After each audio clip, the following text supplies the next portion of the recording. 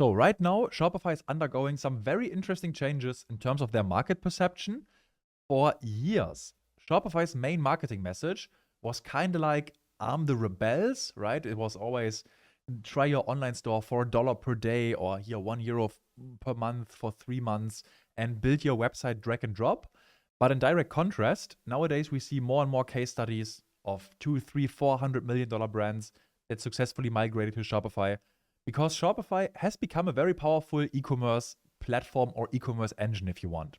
Now, if I had to guess, I think Shopify still wants to keep this lower revenue customer segment, let's say anything below 100 million in revenue per year, but enterprise is definitely on their agenda. And if you're unsure about this, you can just watch some of the investor events or annual shareholder meetings, because most of this is actually public since Shopify is a publicly traded company. Or you can also just visit some of the popular e-commerce trade fairs where you now see the Shopify booth next to SAP, KPMG, big consulting firms. So yeah, we are 100% talking enterprise here. The writing is totally on the wall. Now here's one area where I think this gets a bit tricky, or at least there are moving parts to this.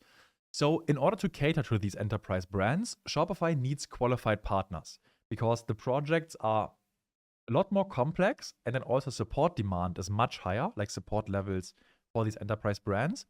So Shopify is doing two things. Number one, they're building internal expertise. So this is the Shopify professional service team, for example. And here they even state that, yeah, whether you'd be working with them directly or we bring along preferred technology partners.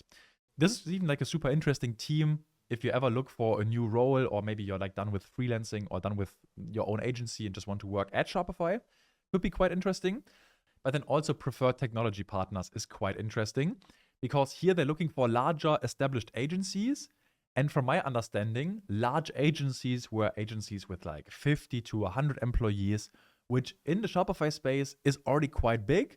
But recently I discovered that for enterprise brands outside the Shopify space, it's not uncommon for like large agencies to have 1,000 or 1,200 employees, which I didn't even know existed.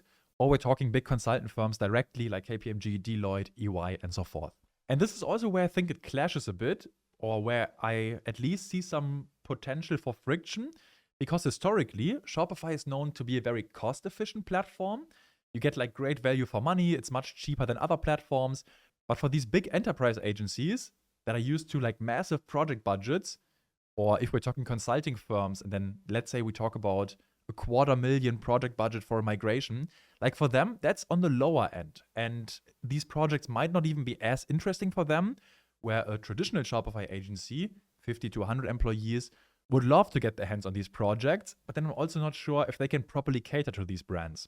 So seeing where the market settles and what kind of new processes and structures and industry standards or even project pricing emerge out of all of this, that's going to be quite interesting. For now, it's more observing and speculations. But yeah, I thought you might find this interesting too, and I'll keep you posted. Let me know what you think. Have an awesome day, and I'll catch you in the next.